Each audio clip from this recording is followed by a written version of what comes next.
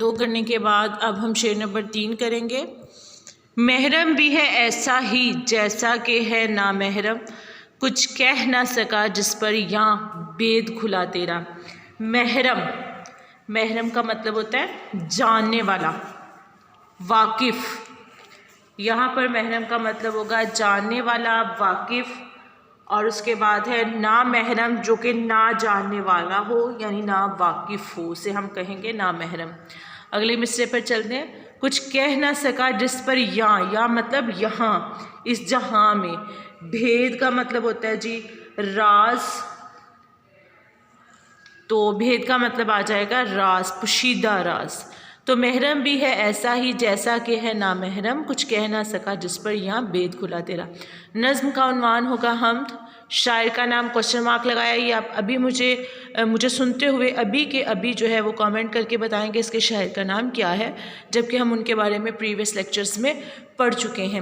اس کے بعد ہم مفہوم رائٹ کریں گے۔ مفہوم تبھی آپ لکھ سکیں گے جب آپ کو شعر کے مشکل الفاظ کے معنی جو ہیں وہ آتے ہوں، جیسا کہ ابھی میں نے آپ کو بتائے۔ تو مفہوم اس کا کیا ہے کہ اللہ کو جاننے والا بھی ایسا ہی ہے جیسا کہ نہ جاننے والا جس پر تیرا بھید کھلا وہ بھی کچھ بیان کرنے سے قاصر ہے۔ تو آگے اس کی تشریح لکھیں گے۔ تو تشریح میں سب سے پہلے آپ جو ہے وہ تھوڑا سا سٹارٹ اس طرح سے لیں گے کہ اس شعر میں شاعر مولانا الطاف حسین حالی کہتے ہیں کہ اگرچہ جو انسان ہے وہ کھلی آنکھ سے اس کائنات کا مشاہدہ کر رہا ہے، مگر اس کائنات کی جو حقیقت ہے مکمل طور پر، اور جو مکمل طور پر اس کی اصلیت ہے، اس کو پا لینا ہر کسی کے نصیب میں نہیں ہوتا۔ اور اس کی قدرت کے جو شاہکار نمونے ہیں، سورج، چاند اور ستاروں کو جو ہے وہ ہم اپنی کھلی آنکھوں سے دیکھ رہے ہیں، پھر بھی اندھیروں میں ہیں۔ اور رات اور دن کی جو گردش ہے وہ انسان کی سمجھ سے جو ہے وہ بہت اوپر یعنی بالاتر ہے۔ جب تک جو ہے اللہ خود بصیرت کی آنکھ جو ہے وہ انسان کو عطا نہ فرما دے، اس کے لیے پورا جہاں تاریک ہی تاریک ہے۔ اور اسی لیے علامہ اقبال نے فرمایا تھا، دل بینا بھی کر خدا سے طلب، آنکھ کا نور دل کا نور نہیں۔ یعنی جو میں نے ابھی وضاحت کی ہے وہ لکھنے کے بعد آپ یہ ریفرنس جو ہے وہ اس کے بعد لکھیں گے۔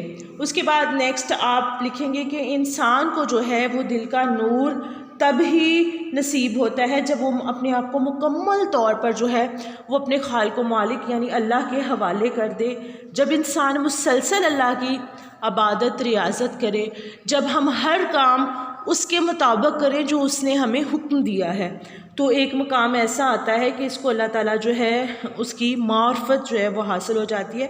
لیکن جب وہ اللہ کے قریب ہوتا ہے، اس کی معرفت کو حاصل کر لیتا ہے، مسلسل اس کی عبادتیں اور ریاضتیں کرتا ہے، لیکن پھر بھی اس کے باوجود بھی، اس کو جان لینے کے باوجود بھی، اس کا قرب حاصل کرنے کے باوجود بھی وہ انسان بالکل ویسا ہی ہوتا ہے جیسے کہ نہ جانے والا انسان جو ہوتا ہے وہ کچھ بھی کسی کے بارے میں نہیں کہہ سکتا، یا اللہ کی ذات کے بارے میں نہیں کہہ سکتا جسے اللہ کا قرب حاصل نہیں ہوا ہو۔